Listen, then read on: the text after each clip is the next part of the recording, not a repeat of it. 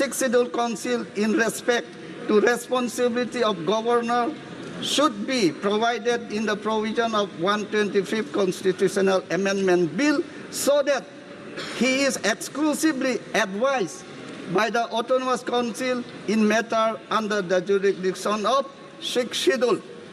I am sure this long-standing demand of my people will also be delivered by this great government under the Prime Minister Narendra Modi ji, and we will be delighted to hear its announcement sooner than later by our great President, the Honorable Madam Draupadi Murmu herself during her next address to the Parliament.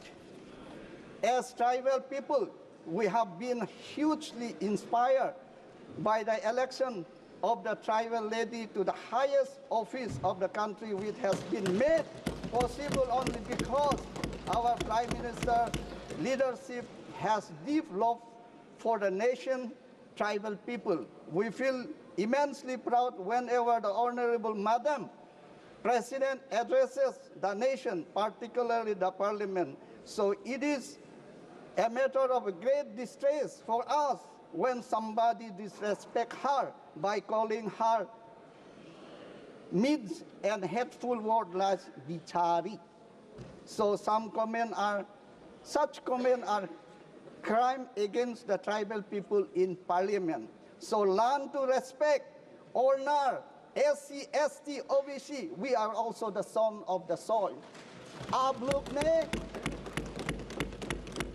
लोग देखिए, मोदी जी से आप लोग सीखिए. Here, upliftment for 5 crore people from tribal community with an allotment of 80,000 crores rupees for this initiative. आप लोग सीखिए. आप लोग ने नोटिस को क्या दिया है? Before 10 years, you have given us. क्या हम लोग को दिया है? आप लोग ने दिया है कि arrest, jail, encounter. आप लोग ने दिया है all Northeast area. All Northeast area you have declared a disturbed area, and you have imposed Armed Force Special Power Act, the power to shoot a person without the authority order. Say, आप लोग. Thank you, sir. Thank you, sir. I raise to support the motion of.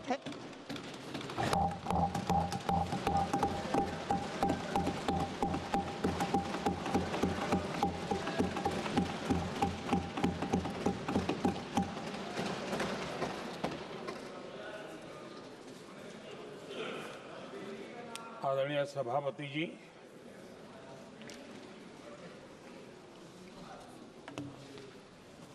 आदरणीय राष्ट्रपति जी के संबोधन पर आभार प्रकट करने के लिए मैं उपस्थित हुआ हूं। कल और आज, कल तो रात देर तक सभी माननीय सांसदों ने अपने विचारों से इस आभार प्रस्ताव को समृद्ध किया। कई माननीय अनुभवी सांसदों ने भी अपने विचार प्रकट किए और स्वाभाविक है कि लोकतंत्र की परंपरा भी है। जहां आवश्यकता था वहां प्रशंसा हुई, जहां परेशानी थी वहां कुछ नकारात्मक बातें भी हुई, लेकिन ये बहुत स्वाभाविक है। अतः कि मेरे लिए बहुत बड़ा सौभाग्य है कि देश की जनता ने मुझे 14वीं बार इस जगह पर बैठ करके राष्ट्रपति जी के उद्बोधन को आभार व्यक्त करने के लिए अवसर दिया है। और इसलिए मैं आज जनता जनार्दन का भी बड़े आदर के साथ आभार व्यक्त करना चाहता हूं। और सदन में चर्चा में जिन जिन लोगों ने हिस्सा लिया, चर्चा को समृद्ध किया, उन सब का भी मैं आभार व्यक्त करता हूं। आदरणीय सभापति जी, हम 2025 में हैं। एक प्रकार से 21वीं सदी का 25% हिस्सा बीत चुका है।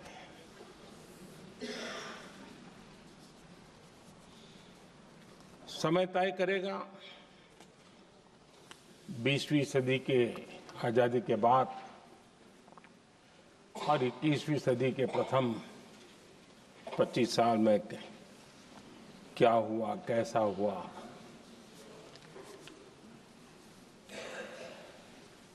लेकिन इस राष्ट्रपति जी के संबोधन में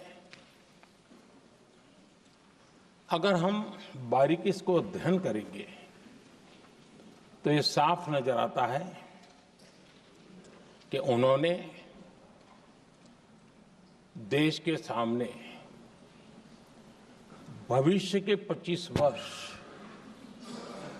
और विकसित भारत के लिए एक नया विश्वास जगाने वाली बात,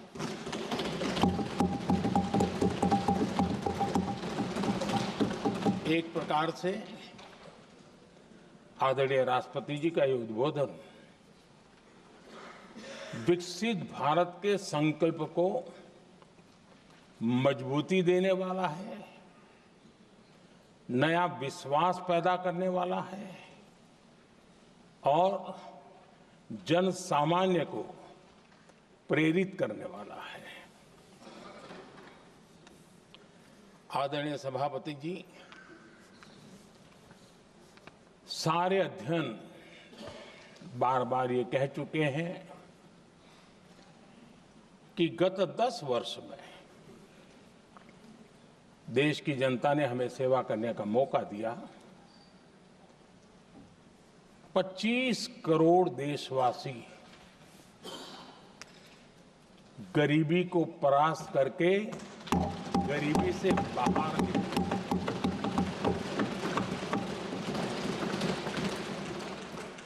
आदरणीय सभापति जी, 5 दशक तक गरीबी हटाओ के नारे सुने हो और अब 25 करोड़ गरीब गरीबी को परास्त करके बाहर निकले, ऐसे ही नहीं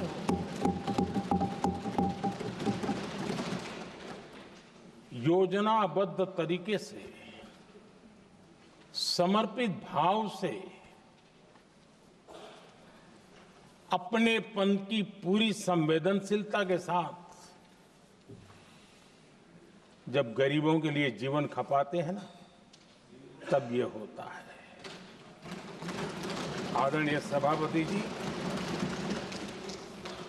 जब जमीन से जुड़े लोग जमीन की सच्चाई को जानते हुए जमीन पर जीवन खपाते हैं, तब जमीन पर बदलाव निश्चित होके रहता है।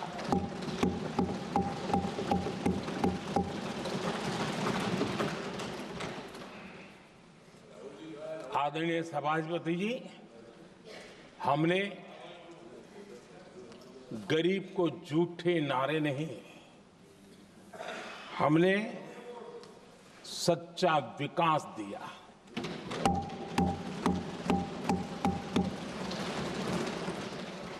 गरीब का दुख, सामान्य मानवी की तकलीफ, मिडिल क्लास के सपने ऐसे ही नहीं समझे जाते। आदरणीय सभापति जी, इसके लिए एक जज्बा चाहिए।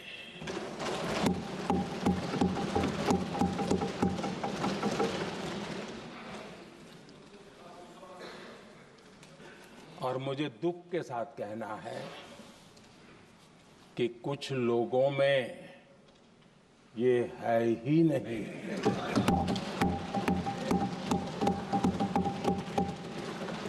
आदरणीय सभापति जी, बारिश के दिनों में कच्ची छत, फुसकी, प्लास्टिक की चादर वाली छत, उससे नीचे जीवन गुजारना कितना मुश्किल होता है। पल पल सपने रौंद दिए जाते हैं, ऐसे पल होते हैं, ये हर कोई नहीं समझ सकता। आदरणीय सभापति जी, अब तक गरीबों को 4 करोड़ घर मिले हैं।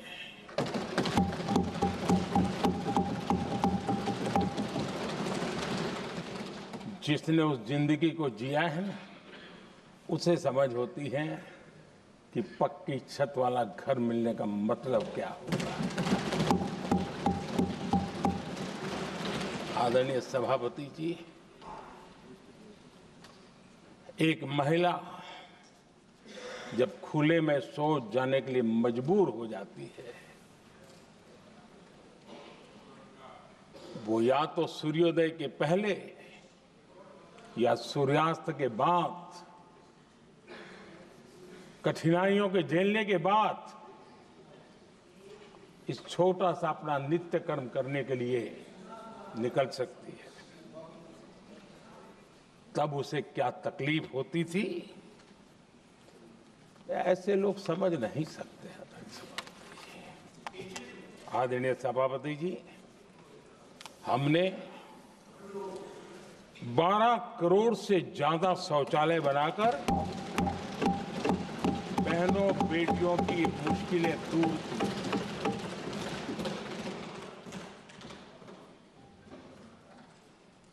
आदरणीय सभापति जी, आजकल मीडिया में ज्यादा ही चर्चा हो रही है,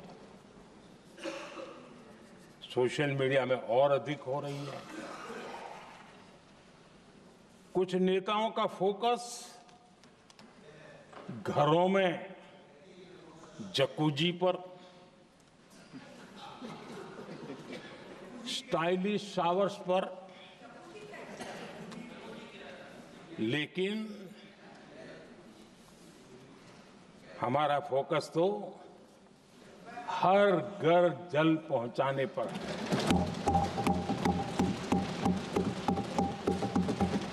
आजादी के 75 साल के बाद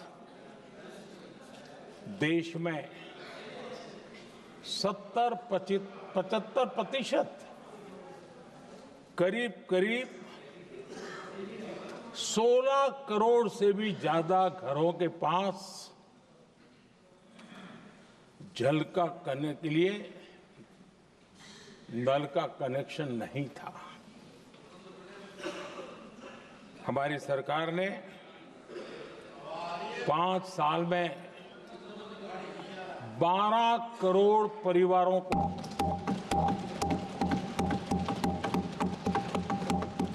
घरों में नल से जल देने का काम किया है और काम तेजी से आगे भी बढ़ रहा है। आदरणीय सभापति जी, हमने गरीबों के लिए इतना काम किया और इसके कारण आदरणीय राष्ट्रपति जी ने अपने अभिभाषण में इसका विस्तार से वर्णन किया है। जो लोग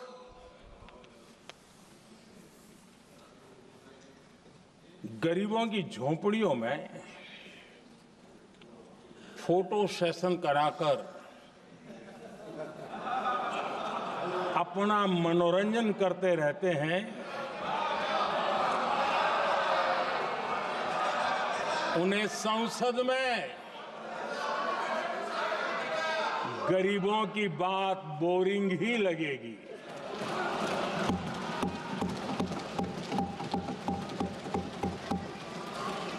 आदरणीय सभापति जी, मैं उनका गुस्सा समझ सकता हूं।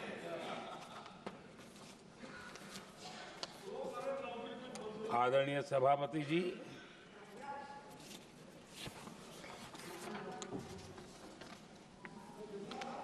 समस्या की पहचान करना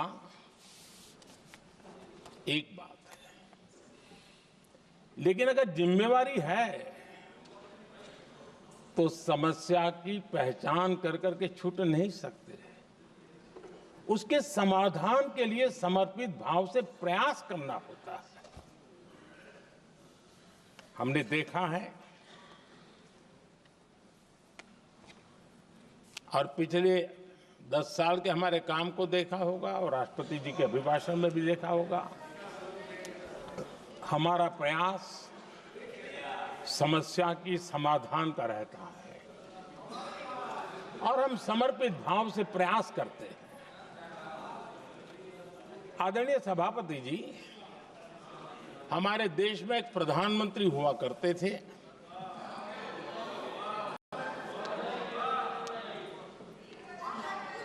उनको मिस्टर क्लीन करने कहने की एक फैशन हो गई थी। उस प्रधानमंत्री जी को मिस्टर क्लीन कहने की फैशन हो गई थी। उन्होंने एक समस्या को पहचाना था और उन्होंने कहा था कि दिल्ली से 1 रुपया निकलता है तो गांव में 15 पैसा पहुंचता है। अब उस समय तो पंचायत से लेकर पार्लियामेंट तक एक ही पार्टी का राज था। पंचायत से पार्लियामेंट तक एक ही पार्टी का राज था और उस समय उन्होंने सार्वजनिक रूप से कहा था कि 1 रुपया निकलता है 15 पैसा पहुंचता है। बहुत गजब की हाथ सफाई थी।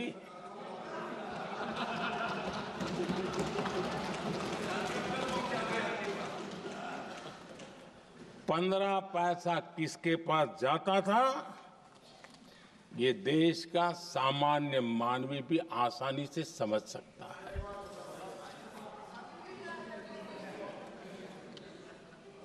आदरणीय सभापति जी, देश ने हमें अवसर दिया, हमने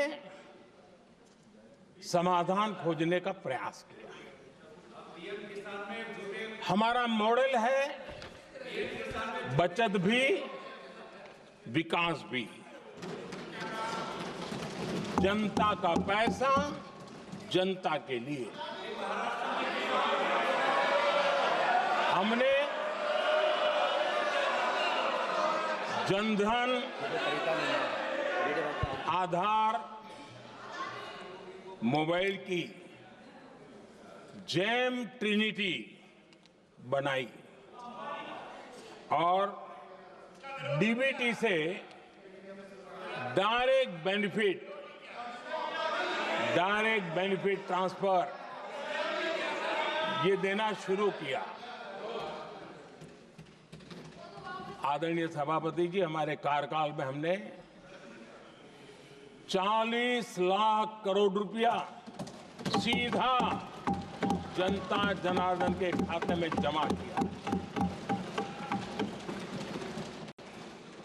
आदरणीय सभापति जी, इस देश का दुर्भाग्य देखिए, सरकारें कैसी चलाई गई, किसके लिए चलाई गई। माननीय सदस्य, मैं सबसे आपसे आग्रह कर रहा हूं, आप सदन की गरिमा बनाए रखें। बैठे बैठे कोई माननीय सदस्य टिप्पणी नहीं करे, उचित नहीं है, ये गलत तरीका है आपका।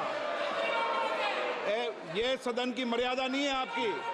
आप प्रोटेक्ट करना चाहते हो उनको इस तरीके से, गलत तरीका, ये गलत तरीका है। आप बैठे बैठे टिप्पणी करना चाहते हैं।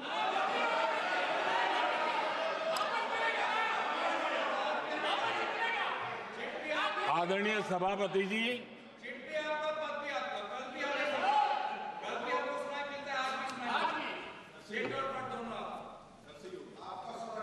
जब ज्यादा बुखार चढ़ जाता है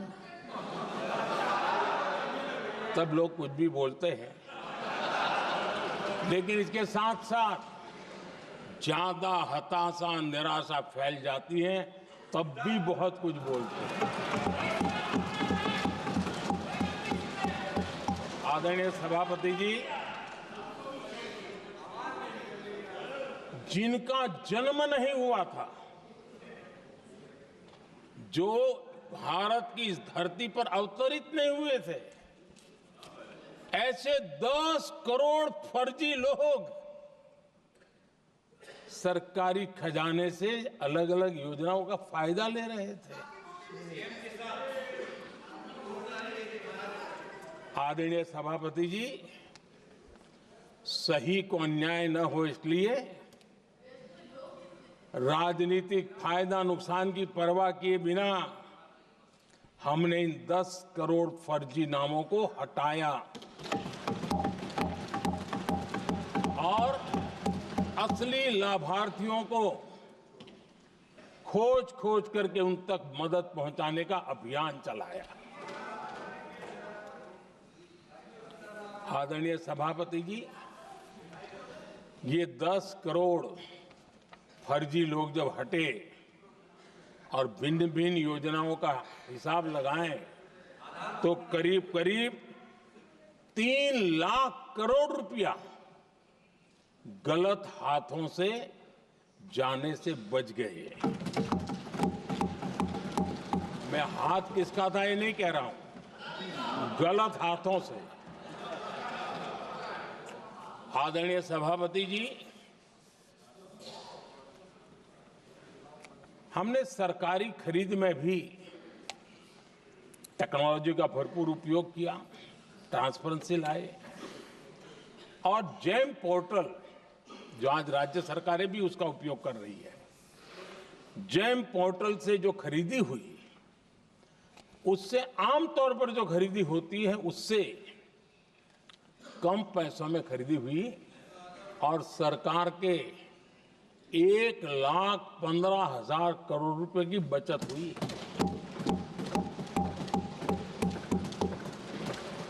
आदरणीय सभापति जी, हमारी स्वच्छता अभियान का बहुत मजाक उड़ाया गया, ऐसा जैसे हमने कोई पाप कर दिया, कोई गलती कर दी, न जाने क्या क्या कहा जाता था। लेकिन आज मुझे संतोष से कहना है कि इन सफाई के कारण हाल के वर्षों में सिर्फ सरकारी दफ्तरों से जो कबाड़ बेचा गया ना, उसमें 2,300 करोड़ रुपया सरकार को मिले हैं।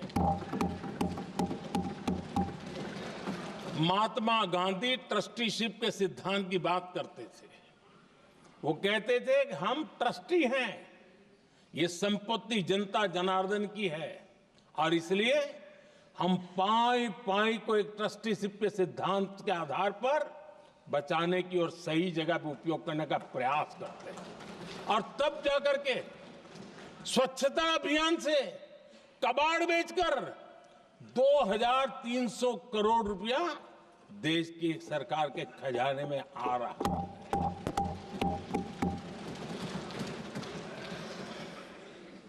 आदरणीय सभापति जी, हमने एक महत्वपूर्ण निर्णय लिया इथेनॉल ब्लेंडिंग का।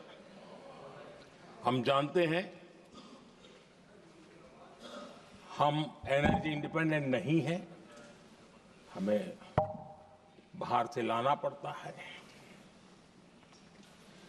जब इथेनॉल ब्लेंडिंग किया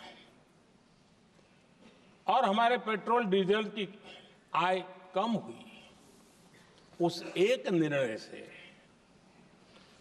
1 लाख करोड़ रुपए का फर्क पड़ा है। और ये पैसे करीब करीब 1 लाख करोड़ रुपया किसानों की जेब में गया है।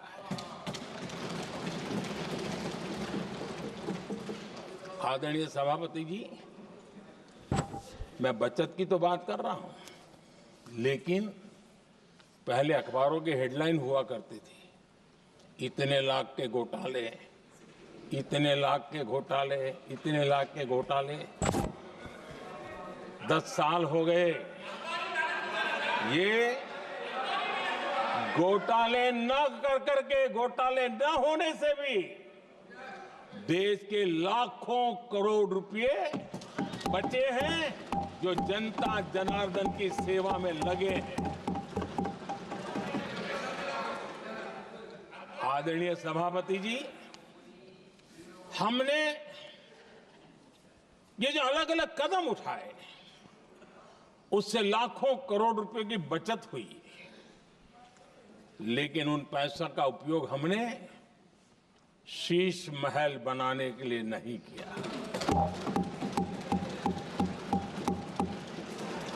इसका उपयोग हमने देश बनाने के लिए किया है। इंफ्रास्ट्रक्चर का बजट 10 साल पहले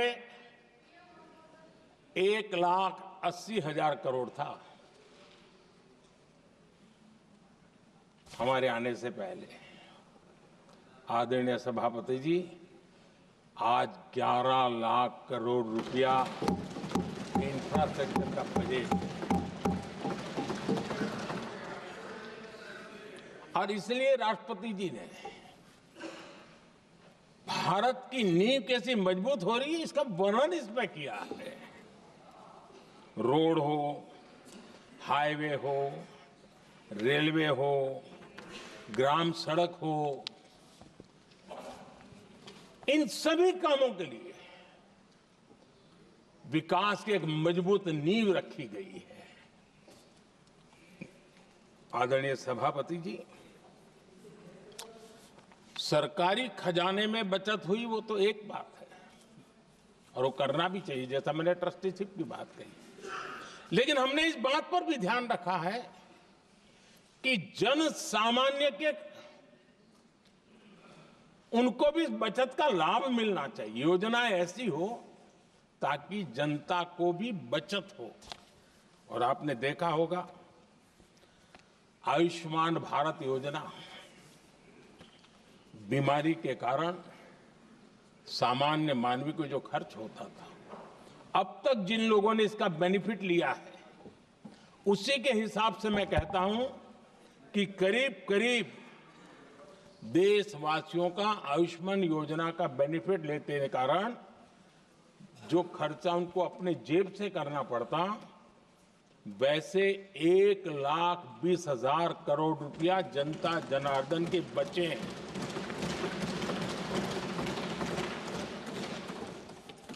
ये आवश्यक है कि अब जैसे जन औषधि केंद्र, आज मध्यम वर्ग के परिवार में 60-70 साल उम्र के परिवार के स्वजन हो तो स्वाभाविक है कोई न कोई बीमारी आ ही जाती है, दवाई का खर्चा भी होता है, दवाएं महंगी भी होती है। हमने जब से जन औषधि केंद्र खोले हैं जिसमें 80% डिस्काउंट होता है, और उसके कारण जिन परिवारों ने इन जन औषधि केंद्रों से दवाइयां ली हैं उनके करीब करीब 30,000 करोड़ रुपए दवाई को खर्चा बचा।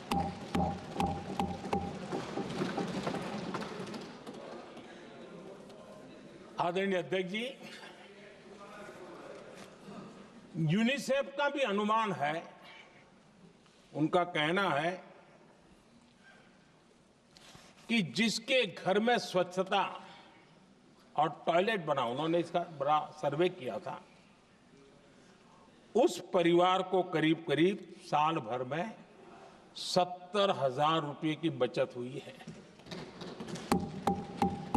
स्वच्छता अभियान कहो, टॉयलेट बनाने का काम कहो, शुद्ध जल पहुंचाने का काम करो, कितना बड़ा फायदा हमारे सामान्य परिवार को हो रहा है। आदरणीय अध्यक्ष जी, नल से जल मैंने प्रारंभ में उसका उल्लेख किया। WHO की एक रिपोर्ट आई है। WHO का कहना है कि नल से जल शुद्ध पानी मिलने के कारण उन परिवारों में जो अन्य बीमारियों के खर्चे होते थे, औसत 40,000 रुपया परिवार का बचा है।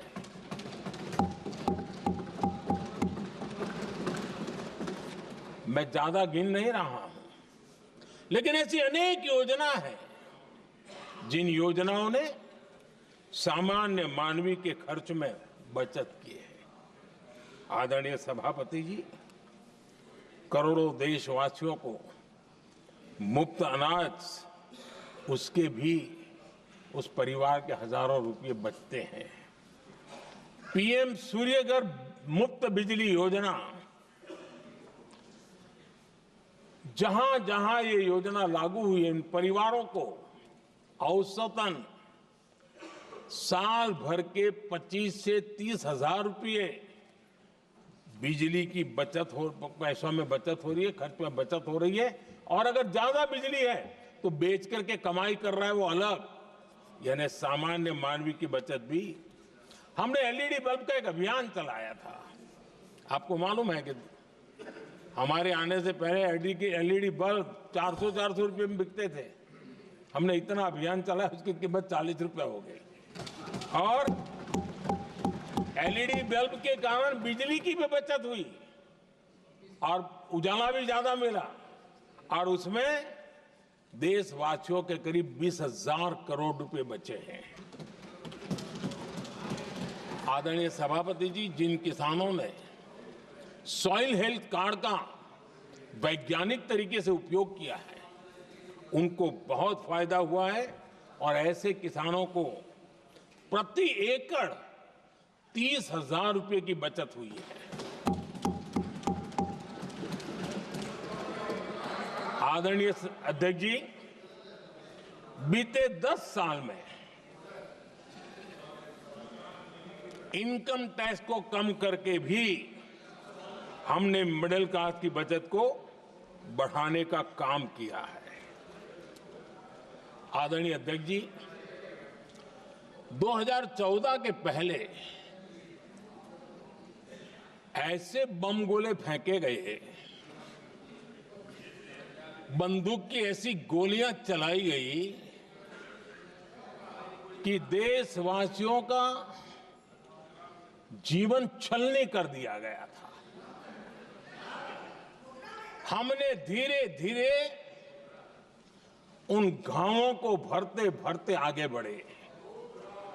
2 लाख करोड़ रुपया, 2 लाख रुपया 2013-14 में 2 लाख रुपये, सिर्फ 2 लाख रुपये, उस पर इनकम टैक्स माफी थी। और आज 12 लाख रुपये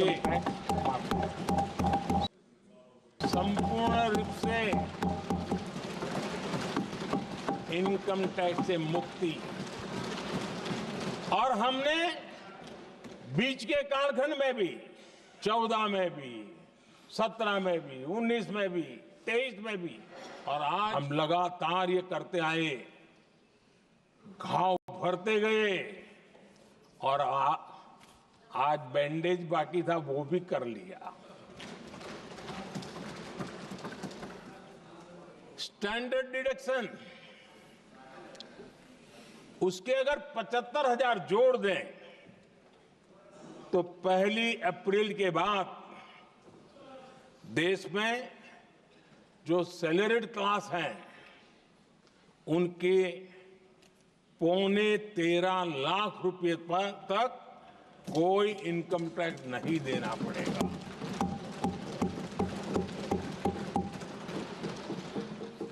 आदरणीय सभापति जी,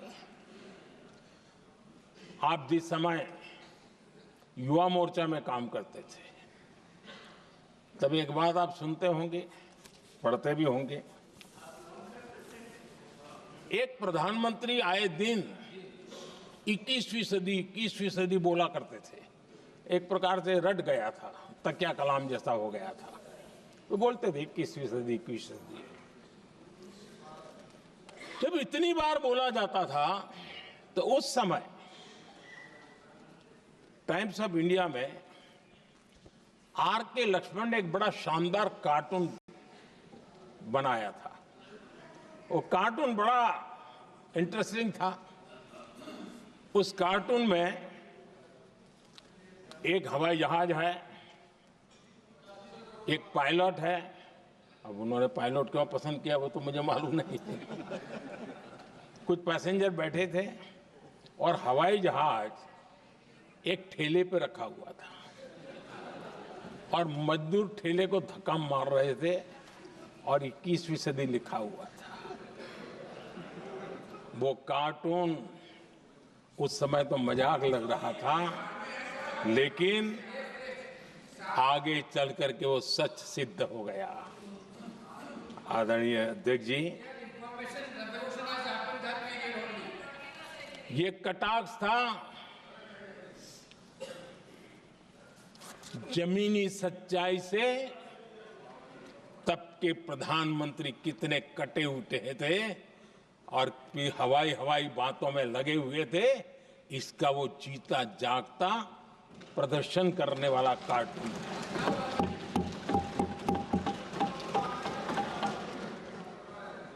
आदरणीय अध्यक्ष जी, जिन्होंने तब 21वीं सदी की बातें की थी, वो 20वीं सदी की जरूरतों को भी पूरा कर नहीं पाए थे। आदरणीय अध्यक्ष जी, आज जब मैं देखता हूं, पिछले 10 साल से सारे बीतों को बारीकी से देखने का अवसर मिला है, तो मुझे बड़ा दर्द होता है। हम 40-50 साल लेट हैं, जो काम 40-50 साल पहले हो जाने चाहिए थे। और इसलिए ये साल जब 2014 से देश की जनता ने हमको सेवा का अवसर दिया, हमने ज्यादा से ज्यादा युवाओं पर फोकस किया। हमें युवाओं की आकांक्षाओं पर बल दिया। हमने युवाओं के लिए ज्यादा अवसर बनाए। हमने कई क्षेत्रों को खोल दिया और जिसके कारण हम देख रहे हैं देश के युवा अपने सामर्थ्य का परचम लहरा रहे हैं। देश में हमने स्पेस सेक्टर को खोल दिया, डिफेंस सेक्टर को खोला, सेमीकंडक्टर मिशन लेकर के आए, इनोवेशन को बढ़ावा देने के लिए अनेक नई योजनाओं को हमने आकार दिया। स्टार्टअप इंडिया इकोसिस्टम पूरा डेवलप किया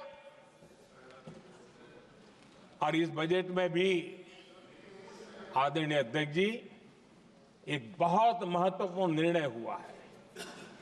12 लाख की आय पर इनकम टैक्स की माफी। ये समाचार इतना बड़ा बन गया कि बहुत सी महत्वपूर्ण चीजों पर अभी भी कुछ लोगों का ध्यान नहीं गया है। वो महत्वपूर्ण निर्णय हुआ है। हमने न्यूक्लियर एनर्जी सेक्टर को ओपन कर दिया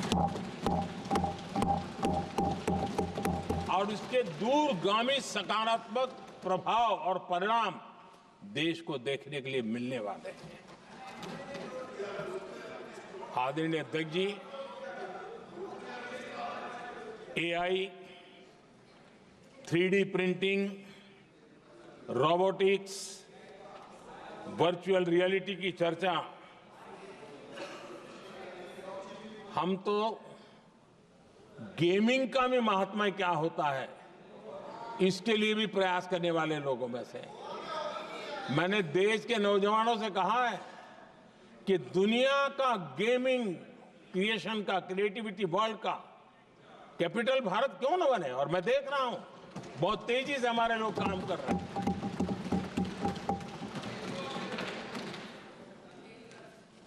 कुछ लोगों को अब जब एआई की बात होती है, कुछ लोगों को अब ये शब्द फैशन में है तो बोला जाता है, लेकिन मेरे लिए सिंगल एआई नहीं है, डबल एआई। भारत की डबल ताकत है। एक एआई आर्टिफिशियल इंटेलिजेंस, दूसरा एआई एस्पिरेशनल इंडिया।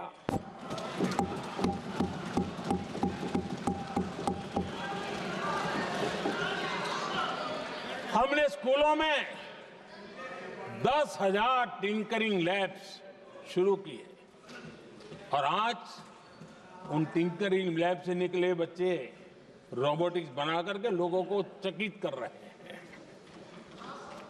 और इस बजट में 50,000 नए टिंकरिंग लैब्स उसका प्रावधान किया गया। भारत वो देश है जिसके इंडिया एआई मिशन को लेकर के पूरी दुनिया बहुत आशावादी है और विश्व के एआई प्लेटफॉर्म में भारत की मौजूदगी एक महत्वपूर्ण स्थान प्राप्त कर चुकी है। आदरणीय अध्यक्ष जी, इस साल बजट में हमने डीप टेक के डोमेन को में इन्वेस्टमेंट की बात की है और डीप टेक मैं समझता हूं हमारे लिए तेज गति से आगे बढ़ने के लिए और 21वीं सदी पूरी तरह टेक्नोलॉजी ड्रिवन सेंचुरी है। ऐसे में हमारे लिए आवश्यक है कि भारत डीप टेक के क्षेत्र में बहुत तेजी से आगे बढ़े। आदरणीय अध्यक्ष जी, हम लगातार युवा भविष्य को ध्यान में रखते हुए काम कर रहे हैं, लेकिन कुछ दल हैं जो लगातार युवाओं के साथ धोखा कर रहे हैं, उन्हें धोखा दे रहे हैं। ये दल चुनाव के दरमियान ये भत्ता देंगे, वो भत्ता देंगे, वादा तो करते हैं लेकिन पूरा नहीं करते हैं। ये दल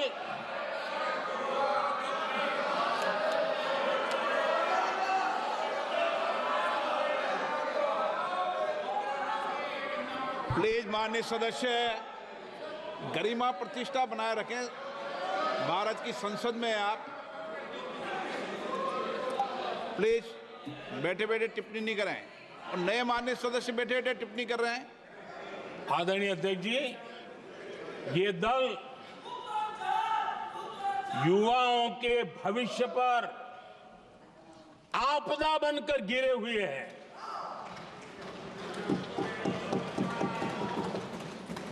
आदरणीय अध्यक्ष जी, हम कैसे काम करते हैं ये हरियाणा में अभी अभी देश ने देखा है। बिना खर्ची, बिना पर्ची नौकरी देने का वादा किया था। सरकार बनते ही नौकरी मिल गई नौजवानों को। हम जो कहते हैं उसी का परिणाम है। आदरणीय अध्यक्ष जी, हरियाणा में तीसरी बार भव्य विजय और हरियाणा में के इतिहास में तीसरी बार विजय, ये अपने आप में ऐतिहासिक घटना है। आदरणीय अध्यक्ष जी, महाराष्ट्र में भी ऐतिहासिक परिणाम, जनता जनार्दन के आशीर्वाद। महाराष्ट्र के इतिहास में सत्ता पक्ष के पास इतनी सीटें पहली बार ये जनता जनार्दन के आशीर्वाद से हम करके आए हैं।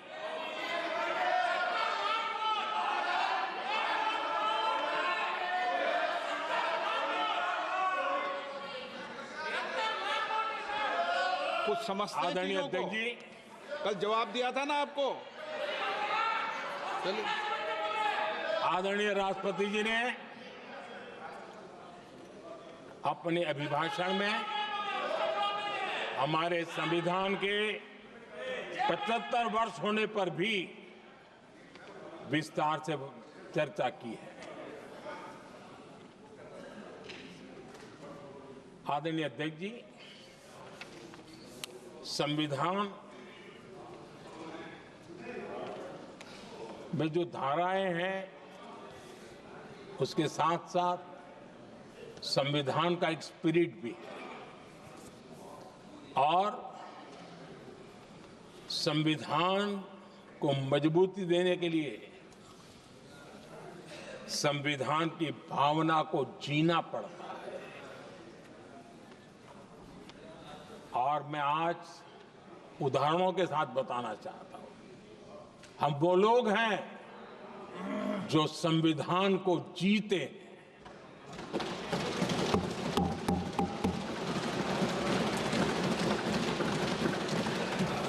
आदरणीय अध्यक्ष महोदय, हमारे यहां ये बात सही है, परंपरा है कि राष्ट्रपति जी जब उद्बोधन करते हैं तो उस सरकार के उस साल के कार्यकाल का ब्यौरा देते हैं।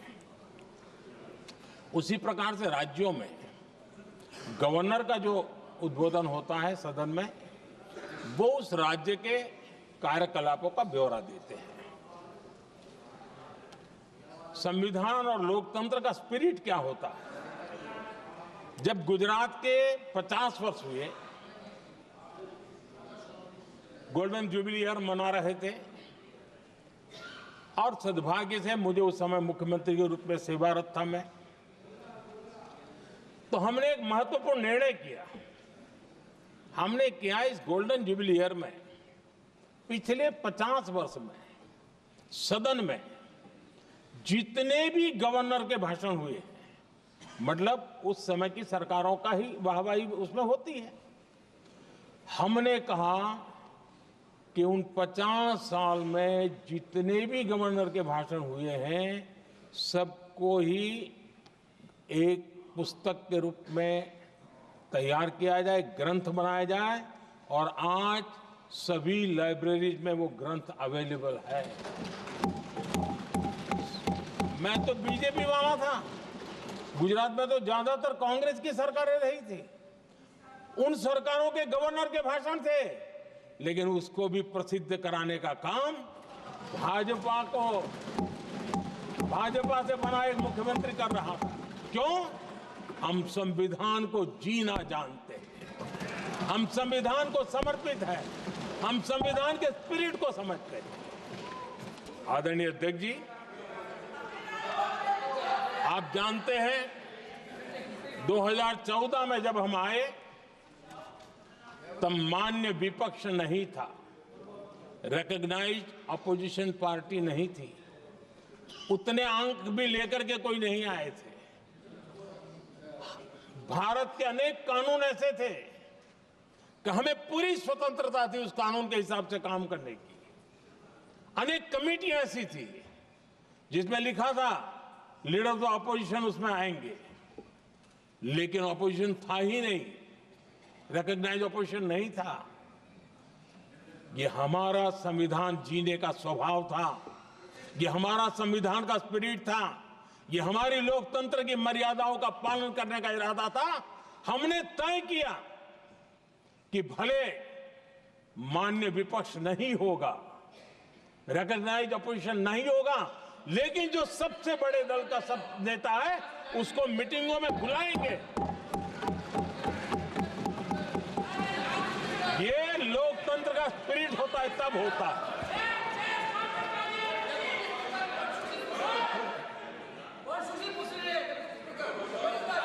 चुनाव आयोग की कमेटियां, आदरणीय अध्यक्ष जी, पहले तो प्रधानमंत्री फाइल करके निकालते थे। ये हम हैं जिसने ऑपोजिशन के लीडर को भी उस कमेटी में बिठाया है।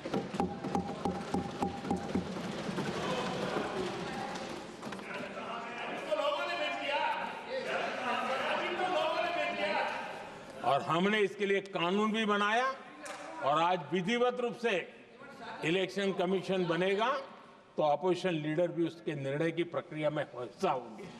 ये काम हम करते हैं और ये मैंने पहले ही कहा, हम इसलिए करते हैं कि हम संविधान को जीते हैं।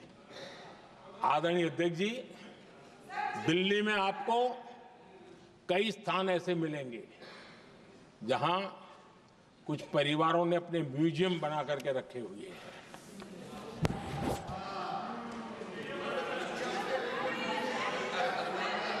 जनता जनार्दन के पैसों से काम हो रहा है।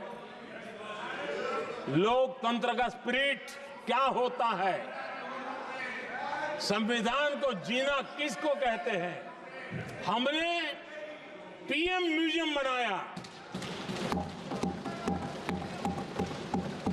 और देश के पहले से लेकर के मेरे पूर्व तक के सभी प्रधानमंत्रियों के जीवन को और उनके कार्य को उस पीएम म्यूजियम बनाया गया है।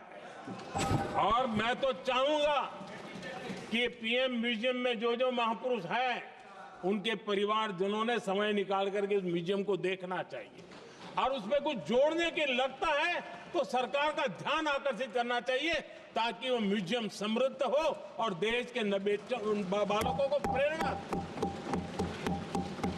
ये होता है संविधान की भावना। अपने लिए तो सब करते हैं, खुद के लिए जीने वालों की जमात बहुत छोटी नहीं है। संविधान के लिए जीने वाले यहां बैठे हैं।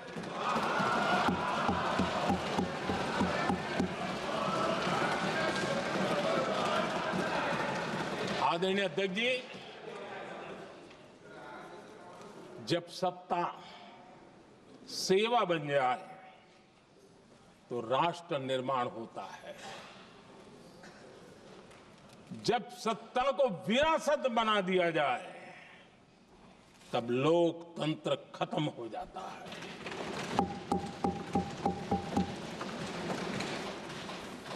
आदरणीय अध्यक्ष जी, हम संविधान की भावना को लेकर के चलते हैं। हम जहर की राजनीति नहीं करते हैं।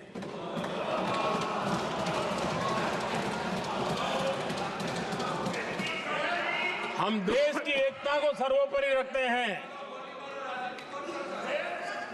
और इसलिए सरदार वल्लभ भाई पटेल का दुनिया का सबसे ऊंचा स्टैच्यू बनाते हैं और स्टैच्यू ऑफ यूनिटी देश को जोड़ने का जिस महापुरुष ने काम किया उसका हम स्मरण करते हैं। और वो भाजपा के नहीं थे, वो जनसंघ के नहीं थे। हम संविधान को जीते हैं, इसलिए इस सोच से आगे बढ़ते हैं।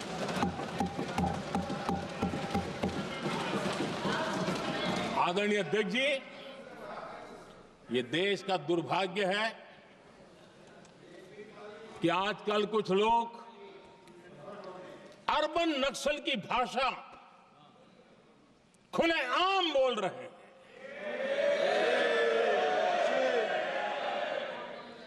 और अर्बन नक्सल जिन बातों को बोलते हैं, इंडियन स्टेट के सामने मोर्चा लेना, ये अर्बन नक्सल की भाषा बोलने वाले इंडियन स्टेट के खिलाफ लड़ाई की घोषणा करने वाले न संविधान को समझ सकते हैं, न देश की एकता को समझ सकते हैं।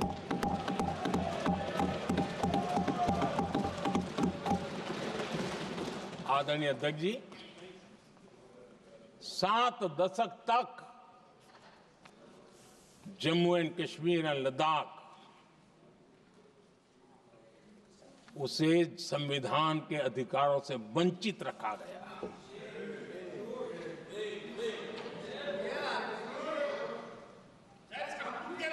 यह संविधान के साथ भी अन्याय था और जम्मू कश्मीर और लद्दाख के लोगों के साथ भी अन्याय था।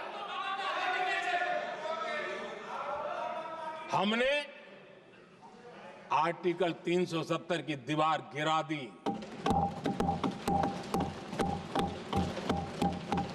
अब जम्मू कश्मीर और लद्दाख के उन राज्यों को,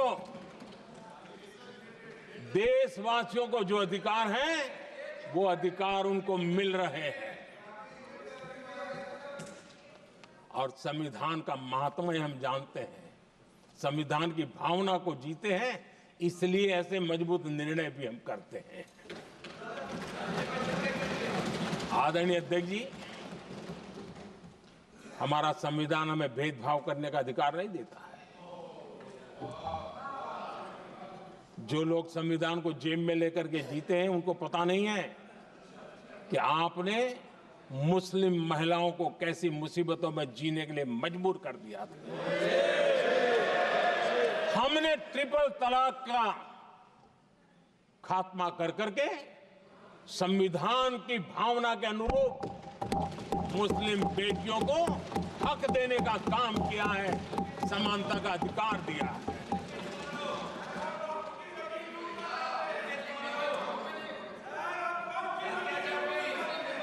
जब भी देश में एनडीए की सरकार रही है, हमने एक लंबे विजन के साथ काम किया है। पता नहीं देश को बांटने के लिए किस किस प्रकार की भाषाओं का प्रयोग किया जा रहा है। हताशा, निराशा पता नहीं उनको कहां तक ले जाएगी, लेकिन हमारी सोच कैसी है, एनडीए के साथी मिलकर के किस दिशा में सोचते हैं। हमारे लिए जो पीछे है, जो आखिरी है, और महात्मा गांधी जी ने जो कहा था, उसकी तरफ हमारा ध्यान ज्यादा है। और उसी का परिणाम है कि अगर हम मंत्रालयों की रचना करते हैं, तो भी मंत्रालय कौन सा बनाते हैं? पूर्वोत्तर के लिए अलग मंत्रालय बनाते हैं।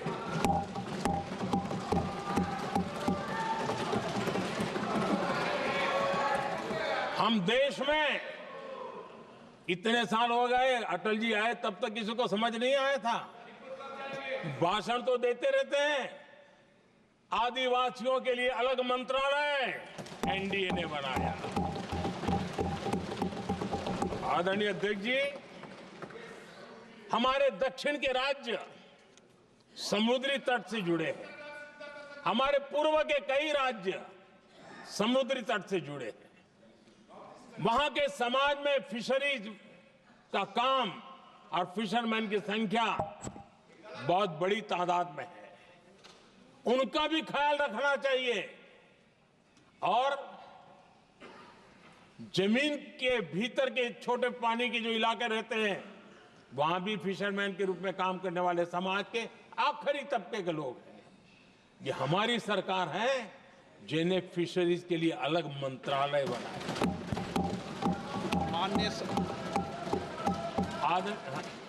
माननीय सदस्यों, अगर सभा की सहमति हो तो सभा की कार्रवाई इस विषय की समाप्ति तक बढ़ा दी जाए। माननीय प्रधानमंत्री जी। आदरणीय अध्यक्ष जी, समाज के दबे कुचले वंचित लोग,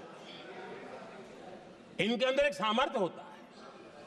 अगर स्किल डेवलपमेंट पर बल दिया जाए तो उनके लिए नए अवसर बन सकते हैं, उनकी आशा आकांक्षा के अनुरूप जिंदगी बना सकते हैं। और इसलिए हमने अलग स्किल मंत्रालय बनाया। आदरणीय अध्यक्ष जी, देश में लोकतंत्र का पहला धर्म होता है कि हम सत्ता को सामान्य से सामान्य नागरिक तक उसका अवसर मिले। और इस बात को ध्यान में रखते हुए भारत के कोऑपरेटिव सेक्टर को और समृद्ध बनाने के लिए और तंदुरुस्त बनाने के लिए देश के करोड़ों लोगों को जोड़ने का उसमें अवसर है। अनेक क्षेत्रों में कोऑपरेटिव मूवमेंट को बढ़ाया जा सकता है। और उसको ध्यान में रखते हुए हमने अलग कोऑपरेटिव मंत्रालय बना। विजन क्या होता है ये यहां पता चलता है। आदरणीय अध्यक्ष जी, जाति की बातें करना कुछ लोगों के लिए फैशन बन गई है। पिछले 30 साल से सदन में आने वाले ओबीसी समाज के सांसद दलों के भेदभाव से ऊपर उठ करके एक होकर के 30-35 साल से मांग कर रहे थे कि ओबीसी कमीशन को संवैधानिक दर्जा दिया जाए। जिन लोगों को आज जातिवाद में मलाई दिखती है, उनको उस समय ओबीसी समाज की याद नहीं आई। ये हम हैं जिन्होंने ओबीसी समाज को संवैधानिक दर्जा दिया। पिछड़ा वर्ग आयोग आज संवैधानिक व्यवस्था में जो है। आदरणीय अध्यक्ष जी, हर सेक्टर में एससी, एसटी, ओबीसी को ज्यादा से ज्यादा अवसर मिले, उस दिशा में हमने बहुत मजबूती के साथ काम किया है। मैं आज इस सदन के माध्यम से देशवासियों को उनके सामने एक अहम सवाल रखना चाहता हूं। और अध्यक्ष महोदय, जरूर देशवासी मेरे इस सवाल पर चिंतन भी करेंगे और चौराहे पर चर्चा भी करेंगे। कोई मुझे बताएं, क्या एक ही समय में संसद में एससी वर्ग के एक ही परिवार के 3 सांसद कभी हुए हैं क्या? एससी वर्ग के एक ही परिवार के 3 सांसद कभी भी हुए क्या?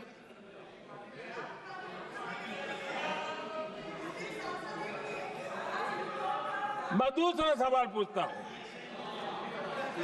कोई मुझे बताए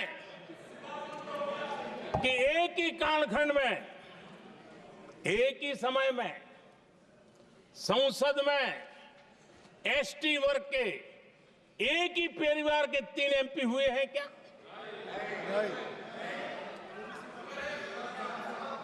आदरणीय अध्यक्ष जी, कुछ लोगों की वाणी और व्यवहार में कितना फर्क होता है, मेरे एक सवाल के जवाब में मिला।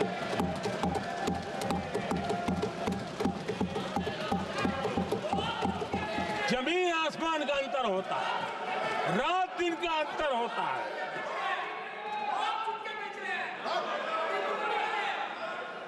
आदरणीय अध्यक्ष जी, हम एससी एसटी समाज को कैसे सशक्त कर रहे हैं?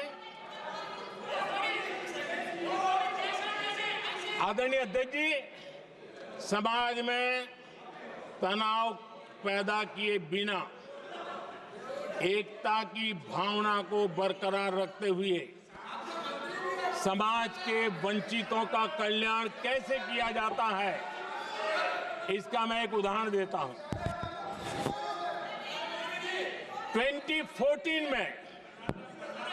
2014 में 2014 से पहले हमारे देश में मेडिकल कॉलेजों की संख्या 387 थी। 2014 के पहले मेडिकल कॉलेज की संख्या 387 थी। आज 780 मेडिकल कॉलेज हैं।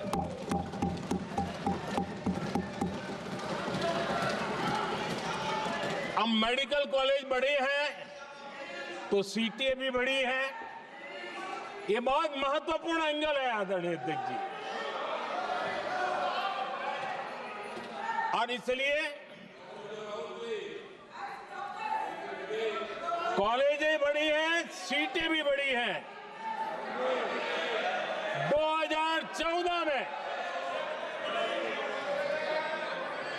2014 में हमारे देश में एससी छात्रों की 2014 से पहले हमारे देश में एससी छात्रों की एमबीबीएस की सीट 7,700 थी। हमारे आने से पहले दलित समाज के हमारे 7,700 युवा डॉक्टर बनने की संभावना थी।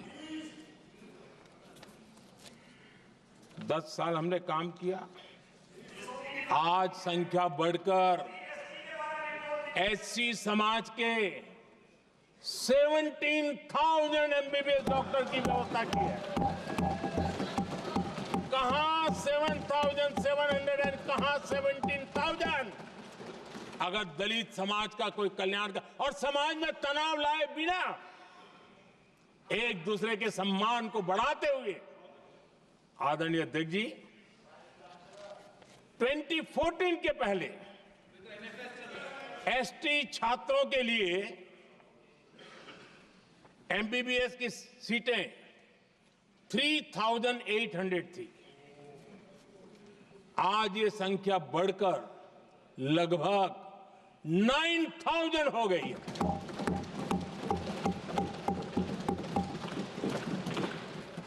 (2014) के पहले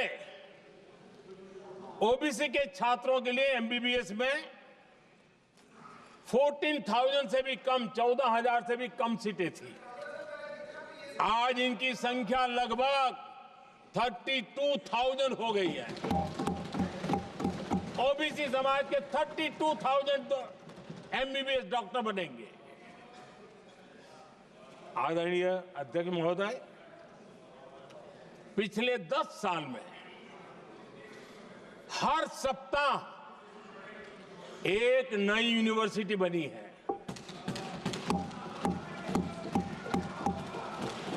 हर दिन एक नई आईटीआई बनी है। हर 2 दिन में एक नया कॉलेज खुला है। सोचिए, एससी, एसटी, ओबीसी हमारे युवा युवतियों के लिए कितनी वृद्धि हुई है, इसका आप अंदाज लगा सकते हैं। आदरणीय अध्यक्ष जी, हम हर योजना के पीछे लगे हैं 100% सिचुएशन, 100% उसको लागू करें। उसके जो भी लाभार्थी हैं वो उसमें छूट न जाए, उस दिशा में हम काम कर रहे हैं। पहले, ताकि हम चाहते हैं कि जिसका हक है उसको मिलना चाहिए। अगर योजना है, उसका हक है, तो उस तक पहुंचना चाहिए। 1 रुपया और 15 पैसा वाला खेल नहीं चल सकता।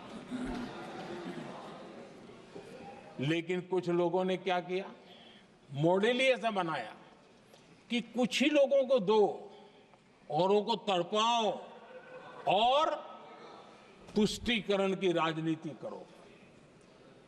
देश विकसित भारत बनाने के लिए तुष्टीकरण से मुक्ति पानी होगी। हमने रास्ता चुना है संतुष्टीकरण, तुष्टीकरण नहीं, संतुष्टीकरण, और उस रास्ते पर हम चले हैं। हर समाज, हर वर्ग के लोगों को बिना भेदभाव के जो उसके हक का है वो उसको मिलना चाहिए। ये है संतुष्टीकरण। और मेरे हिसाब से जब मैं 100% सैचुरेशन की बात करता हूं तो उसका मतलब होता है एक असल में सामाजिक न्याय है, ये असल में सेकुलरिज्म है, और असल में ये संविधान का सम्मान है। आदरणीय अध्यक्ष जी,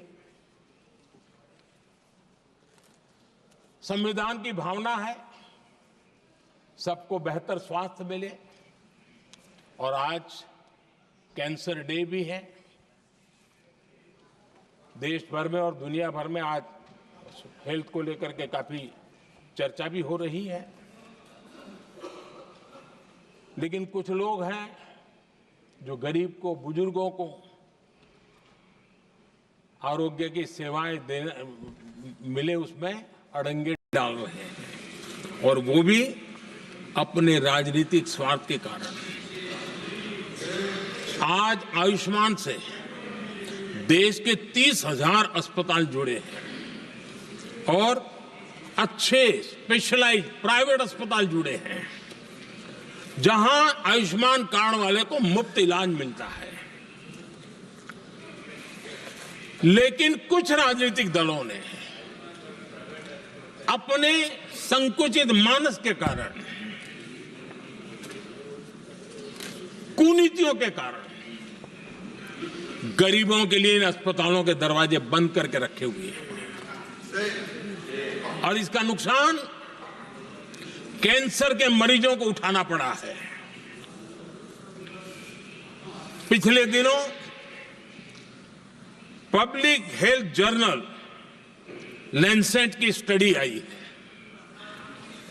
उसका कहना है कि आयुष्मान योजना से समय पर कैंसर का इलाज शुरू हो रहा है। सरकार कैंसर की जांच कराने के संबंध में बहुत ही गंभीर है, क्योंकि जितना जल्दी जांच हो, जितना जल्दी ट्रीटमेंट शुरू हो, हम कैंसर पेशेंट को बचा सकते हैं। और लैंसेट ने आयुष्मान योजना को क्रेडिट देते हुए कहा है कि भारत में इस दिशा में बहुत बड़ा काम हुआ है। आदरणीय अध्यक्ष जी, इस बजट में भी हमने कैंसर की दवाइयों को सस्ते करने की दिशा में बहुत बड़ा महत्वपूर्ण कदम उठाया। इतना ही नहीं, एक महत्वपूर्ण जो निर्णय लिया है वो आने वाले दिनों में, और जब आज कैंसर डे है तो मैं जरूर कहना चाहूंगा, सभी माननीय सांसद इसका लाभ ले सकते हैं अपने इलाके के ऐसे मरीजों के लिए। और वो है मरीजों को, आप जानते हैं अस्पताल उतने नहीं होने के कारण भी काफी दिक्कत रहती है बाहर से आने वाले पेशेंट को। 200 डे केयर सेंटर बनाने का निर्णय इस बजट में किया गया है। ये डे केयर सेंटर पेशेंट को भी, उसके परिवार को भी बहुत बड़ी राहत देने वाला काम करेगा। आदरणीय अध्यक्ष महोदय जी, राष्ट्रपति जी के भाषण की चर्चा के समय यहां विदेश नीति की भी चर्चा हुई, और कुछ लोगों को लगता है जब तक फॉरेन पॉलिसी नहीं बोलते तब तक वो मैच्योर नहीं लगते, इसलिए उनको लगता है फॉरेन पॉलिसी तो बोलना चाहिए फिर भले ही देश का नुकसान हो जाए। मैं ऐसे लोगों को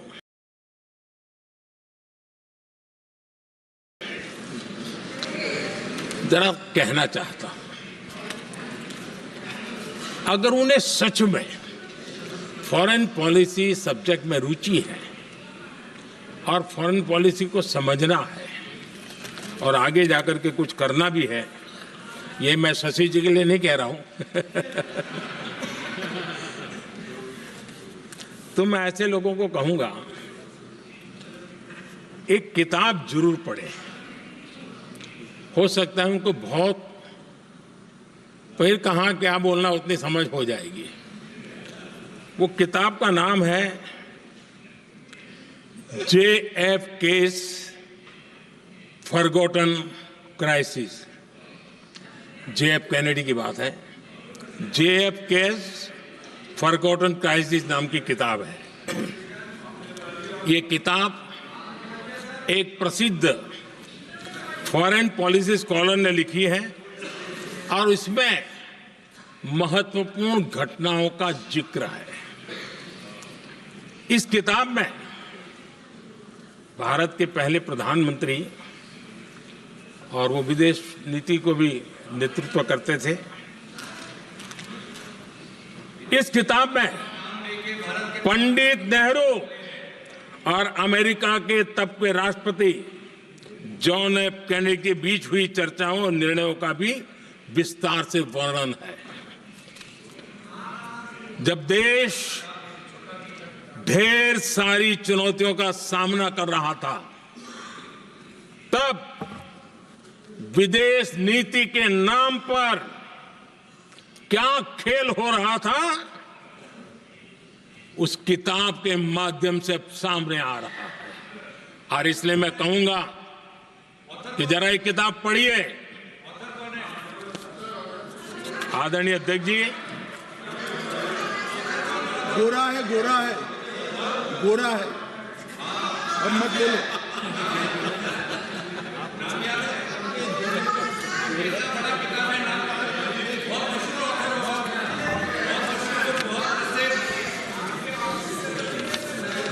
आदरणीय अध्यक्ष जी, राष्ट्रपति जी के अभिभाषण के बाद एक महिला राष्ट्रपति जी एक गरीब परिवार की बेटी, उनका सम्मान न कर सके, आपकी मर्जी, लेकिन क्या क्या कहकर उनको अपमानित किया जा रहा है।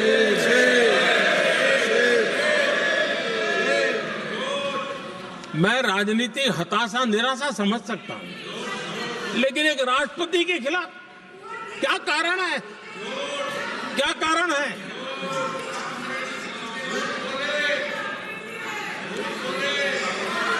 आदरणीय अध्यक्ष जी, आज भारत इस प्रकार की विकृत मानसिकता को छोड़ करके, उस सोच को छोड़ करके विमेन लेड डेवलपमेंट के मंत्र को लेकर के आगे बढ़ रहा है। अगर आधी आबादी उसको अगर पूरा अवसर मिले तो भारत 2 गुनी रफ्तार से आगे बढ़ सकता है, और ये मेरा विश्वास है। 25 साल से इस क्षेत्र में काम करने के बाद मेरा विश्वास और दृढ़ हुआ है। आदरणीय अध्यक्ष जी, पिछले 10 साल में सेल्फ हेल्प ग्रुप्स अब तक 10 करोड़ नई महिलाएं एसएचजी में जुड़ी है, और ये महिलाएं वंचित परिवारों से, ग्रामीण बैकग्राउंड से, समाज के अंतिम पायदान पर बैठी इन महिलाओं का सामर्थ्य बढ़ा, उनका सामाजिक स्तर भी ऊपर उठा, और सरकार ने इनकी मदद 20 लाख रुपए तक बढ़ा दी है, ताकि वो इस काम को आगे बढ़ा सके। उनकी कार्यक्षमता बढ़े, उसका स्केल बढ़े, उस दिशा में हम प्रयास कर रहे हैं, और उसका आज ग्रामीण अर्थव्यवस्था पर बहुत ही सकारात्मक प्रभाव हो रहा है। आदरणीय अध्यक्ष जी, राष्ट्रपति जी ने अपने अभिभाषण में लखपति दीदी अभियान की चर्चा की है। हमारी नई सरकार तीसरी बार बनने के बाद अब तक जो जानकारियां रजिस्टर हुई है, उस हिसाब से 50 लाख से ज्यादा लखपति दीदी की जानकारी हम तक पहुंची है। और जब से मैंने इस योजना को आगे बढ़ाया है, अब तक करीब करीब 1.25 करोड़ महिलाएं लखपति दीदी बनी हैं, और हमारा लक्ष्य है कि हम 3 करोड़ महिलाओं को लखपति दीदी बनाएंगे, और इसके लिए आर्थिक कार्यक्रमों का बल दिया जाएगा। आदरणीय अध्यक्ष जी, आज देश के अनेक गांवों में ड्रोन दीदी की चर्चा हो रही है। एक मनोवैज्ञानिक परिवर्तन गांवों में आया है। महिला के हाथ में ड्रोन चलाते हुए देख के गांव के लोगों का महिला के प्रति देखने का नजरिया बदल रहा है, और आज नमो ड्रोन दीदी खेतों में काम कर करके लाखों रुपया कमाने लगी हैं।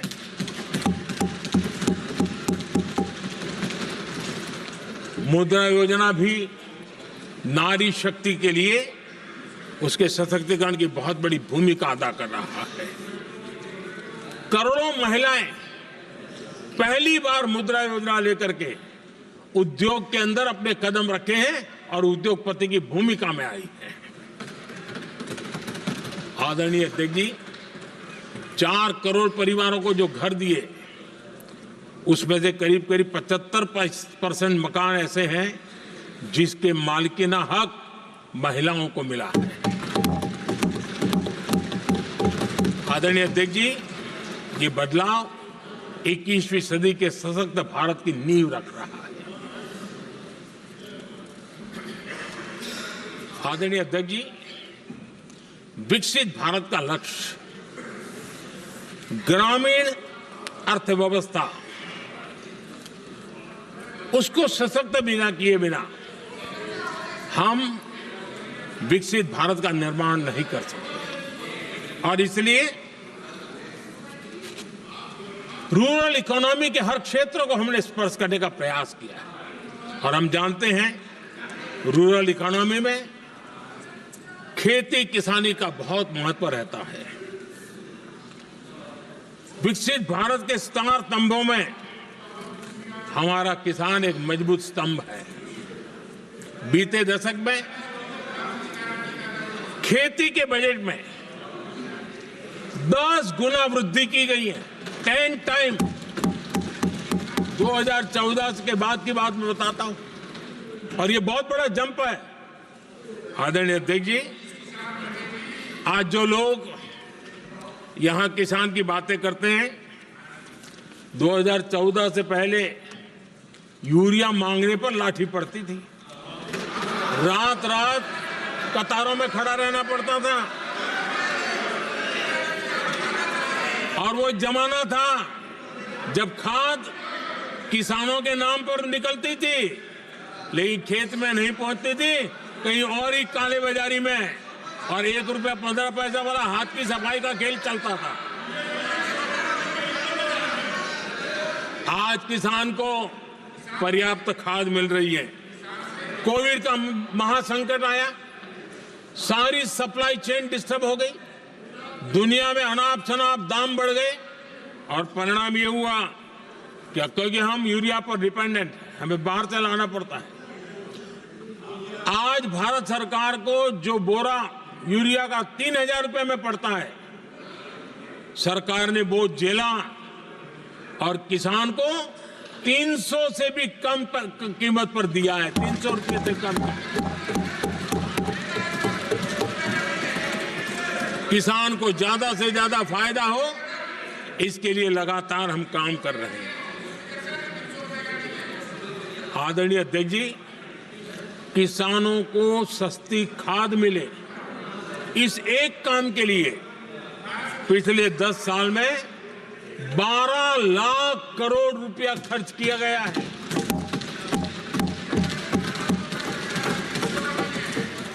पीएम किसान सम्मान निधि, उसे करीब 3.5 लाख करोड़ रुपए डायरेक्ट किसान के खाते में पहुंचे हैं। हमने रिकॉर्ड एमएसपी भी बढ़ाया और पहले की तुलना में बीते दशक में 3 गुना अधिक हमने खरीदी की है।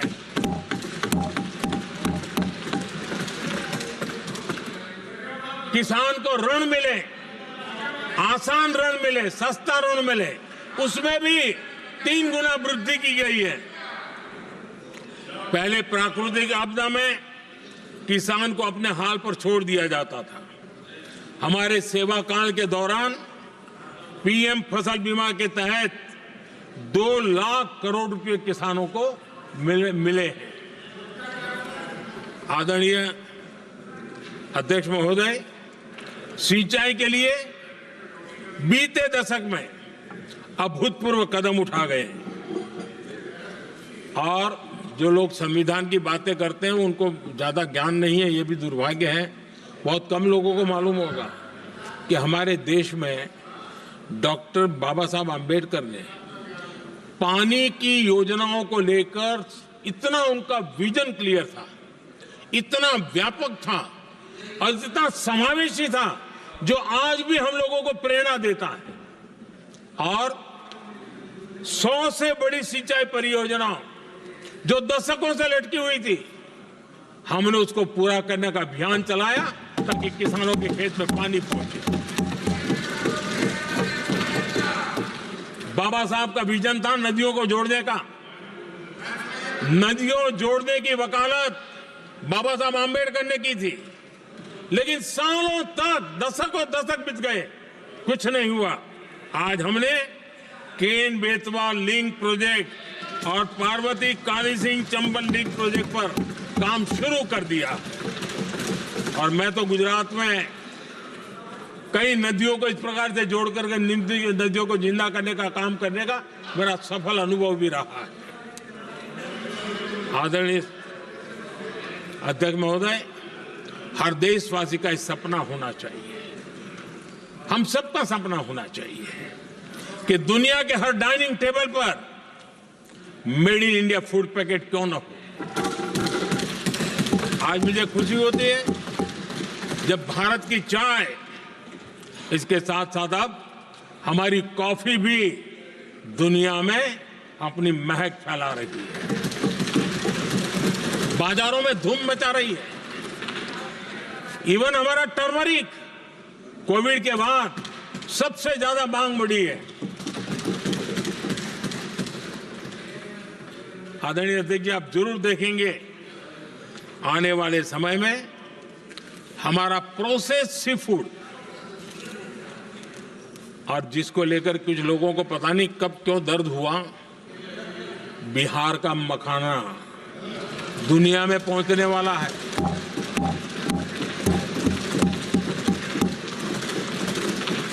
हमारा मोटा अनाज यानी श्री अन्न, ये भी दुनिया के बाजारों में भारत की शान बढ़ाएगा। आदरणीय अध्यक्ष महोदय, विकसित भारत के लिए फ्यूचर रेडी शहर वो भी बहुत जरूरी है। हमारा देश बहुत तेजी से अर्बनाइजेशन की ओर बढ़ रहा है और इसे चुनौती और संकट नहीं मानना चाहिए, इसे अवसर मानना चाहिए और हमने उस दिशा में काम आगे करना चाहिए। इंफ्रास्ट्रक्चर का विस्तार अवसरों का प्रसार होता है। जहां कनेक्टिविटी बढ़ती है वहां संभावनाएं भी बढ़ती हैं।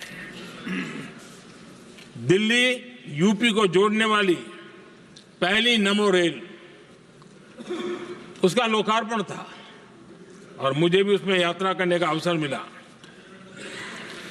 ऐसी कनेक्टिविटी, ऐसा इंफ्रास्ट्रक्चर भारत के सभी प्रमुख शहरों को पहुंचे, ये हमारी आने वाले दिनों की जरूरत है और हमारी दिशा है। आदरणीय अध्यक्ष जी, 10 साल में दिल्ली का नेटवर्क डबल हुआ और आज टियर 2, टियर 3 सिटी में भी मेट्रो नेटवर्क पहुंच रहा है।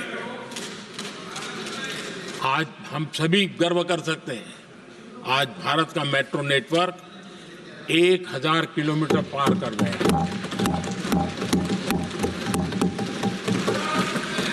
और इतना ही नहीं, वर्तमान में 1000 किलोमीटर और उस पर भी काम चल रहा है।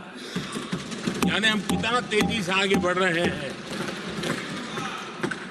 आदरणीय अध्यक्ष जी, प्रदूषण को कम करने की दिशा में भी कई इनिशिएटिव भारत सरकार ने लिए हैं। 12,000 इलेक्ट्रिक बस हमने देश में दौड़ाना शुरू किया है और दिल्ली को भी बड़ी सेवा करी है, हमने दिल्ली को भी दिया है। आदरणीय अध्यक्ष जी, हमारे देश में एक नया अर्थव्यवस्था हमेशा समय समय पर का विस्तार होता रहता है। आज बड़े शहरों में गिग इकोनॉमी एक महत्वपूर्ण एरिया डेवलप हो रहा है। लाखों युवा इसमें जुड़ रहे हैं। हमने इस बजट में कहा है कि ई श्रम पोर्टल पर ऐसे गीग वर्कर अपनी रजिस्ट्री करवाएं और वेरिफिकेशन के बाद उनको इस न्यू एज सर्विस इकोनॉमी है उसको हम किस प्रकार से सहायता कर सकें और उनको एक आईडी कार्ड मिले ई श्रम पोर्टल पे आने के बाद। और हमने कहा है कि इन गीग वर्कर्स को आयुष्मान योजना का भी लाभ दिया जाएगा ताकि गीग वर्कर को एक सही दिशा में जाने की सुविधा मिलेगी। और एक अनुमान है कि आज देश में करीब करीब 1 करोड़ गीग वर्कर है और उस दिशा में भी हम काम कर रहे हैं। आदरणीय अध्यक्ष महोदय, एमएसएमई सेक्टर बहुत बड़ी मात्रा में जॉब के अवसर लेकर आता है और ये ऐसा क्षेत्र है कि जिसमें रोजगार की अपार संभावनाएं हैं। ये छोटे उद्योग आत्मनिर्भर भारत के प्रतीक है। देश की अर्थव्यवस्था में हमारा एमएसएमई सेक्टर बहुत बड़ा योगदान दे रहा है। हमारी नीति साफ है, एमएसएमई को सरलता, सहूलियत और संबल, एक ऐसा क्षेत्र है जिसमें रोजगार की संभावना है। और इस बार हमने मिशन मैन्युफैक्चरिंग उस पर बल दिया है और एक मिशन मोड में हम मैन्युफैक्चरिंग सेक्टर मतलब कि एमएसएमई को बल देना और एमएसएमई के माध्यम से अनेक नौजवानों को रोजगार देना और स्किल डेवलपमेंट से रोजगार के लिए नौजवानों को तैयार करना, ऐसे पूरी इकोसिस्टम को हम बल देते हुए आगे बढ़ रहे हैं। एमएसएमई सेक्टर में सुधार के लिए कई पहलुओं पर हमने काम शुरू किया है। एमएसएमई के लिए क्राइटेरिया 2006 में बनाया गया था, उसे अपडेट नहीं किया गया। पिछले 10 वर्षों में इस क्राइटेरिया में हमने 2 बार अपग्रेडेशन करने का प्रयास किया और इस बार एक बहुत बड़ा जंप लगाया है। पहली बार 2020 में, दूसरी बार इस बजट में हमने एमएसएमई को आगे बढ़ाने का प्रयास किया है। हर तरफ उनको आर्थिक सहायता दी जा रही है। एमएसएमई के सामने चुनौती फॉर्मल फाइनेंशियल रिसोर्सेज की कमी की रही है। कोविड के संकट के काल में एमएसएमई को एक विशेष बल दिया गया। हमने खिलौना उद्योग उसको एक विशेष बल दिया। हमने कपड़ा उद्योग को विशेष बल दिया। उनको कैश फ्लो की कमी नहीं होने दी और बिना किसी गारंटी को लोन दिया। हजारों उद्योगों में लाखों नौकरियों की संभावनाएं बनी और नौकरियां सुरक्षित भी हुई। छोटे उद्योग, उनके लिए customized credit card, credit guarantee coverage, उस दिशा में हमने कदम उठाए जिसके कारण वो अपने ईज ऑफ डूइंग बिजनेस को भी बढ़ावा मिले और वो गैर जरूरी नियमों को कम करने का कारण उनका एडमिनिस्ट्रेटिव बोझ जो रहता था, एक आध व्यक्ति को उनको काम पर पैसा देना पड़ता था, वो भी बंद कर दिया गया। एमएसएमई को बढ़ावा देने के लिए जो हमने नई नीतियां बनाई है, आपको खुशी होगी, एक समय था 2014 के पहले खिलौने जैसी चीजें हम इंपोर्ट करते थे।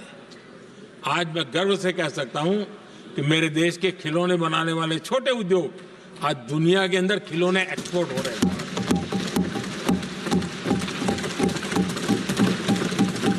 और आयात में बहुत बड़ी गिरावट आई है। निर्यात में करीब 239% वृद्धि हुई है। एमएसएमई के जरिए संचालित ऐसे कई सेक्टर्स हैं जो दुनिया भर में अपनी पहचान बना रहे हैं।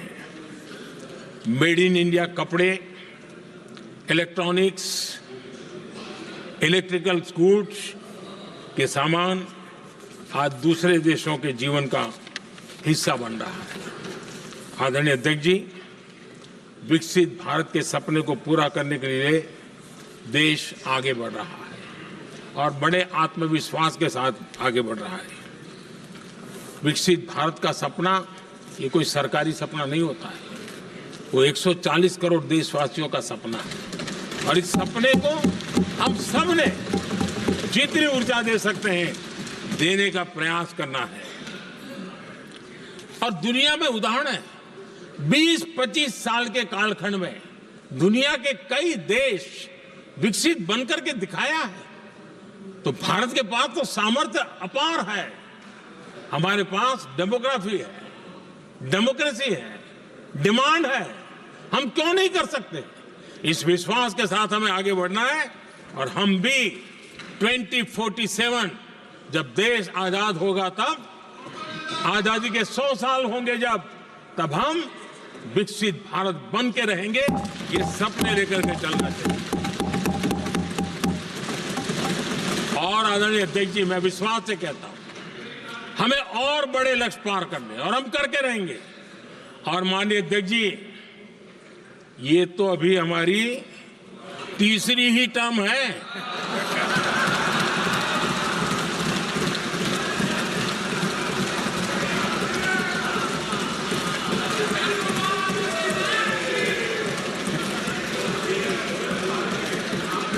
हम देश की आवश्यकता के अनुसार आधुनिक भारत बनाने के लिए, सक्षम भारत बनाने के लिए और विकसित भारत का संकल्प साकार करने के लिए हम आने वाले अनेक वर्षों तक जुटे रहने वाले हैं।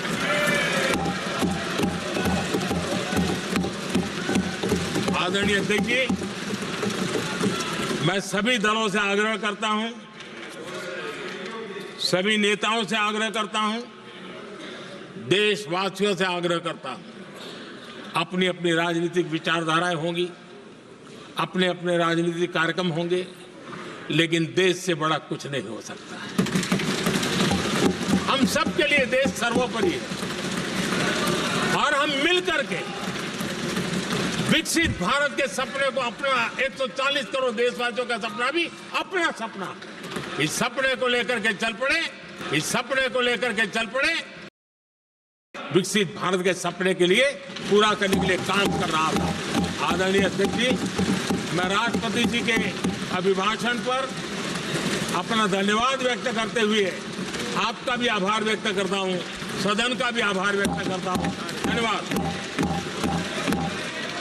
धन्यवाद। प्रस्ताव पर श्री अमरा राम जी, प्रोफेसर सौगत राय जी, श्री NK प्रेमचंद्र जी, सुधाकर सिंह जी, श्री लालजी वर्मा, विशाल दादा, प्रकाश बाबू पाटिल एवं टी सुमिति ने अनेक संशोधन प्रस्तुत किए गए हैं। अब मैं सभी संशोधनों को एक साथ सभा में मतदान के लिए रखता हूं। प्रश्न है कि माननीय सदस्यों द्वारा प्रस्तुत सभी संशोधनों को स्वीकृत किया जाए। जो सदस्य पक्ष में हाँ कहें, जो विरोध में ना कहें, मेरे विचार में निर्णय ना वालों के पक्ष में, ना वालों के पक्ष में संशोधन अस्वीकृत हुआ। अब मैं राष्ट्रपति के अभिभाषण पर धन्यवाद प्रस्ताव को सभा में मतदान के लिए रखता हूं। प्रश्न है कि महामहिम राष्ट्रपति जी की सेवा में निम्नलिखित शब्दों में एक समावेदन प्रस्तुत किया जाए कि सत्र में समवेत लोकसभा के सदस्य राष्ट्रपति जी के उस अभिभाषण को जो उन्होंने 31 अगस्त 2025 को एक साथ समवेत संसद की दोनों सभाओं के समक्ष देने की कृपा की है, उनके लिए हम अत्यंत आभारी हैं। जो सदस्य इसके पक्ष में हाँ कहें, जो विरोध में ना कहें, मेरे विचार में निर्णय हाँ वालों के पक्ष में, निर्णय हाँ वालों के पक्ष में प्रस्ताव स्वीकृत हुआ।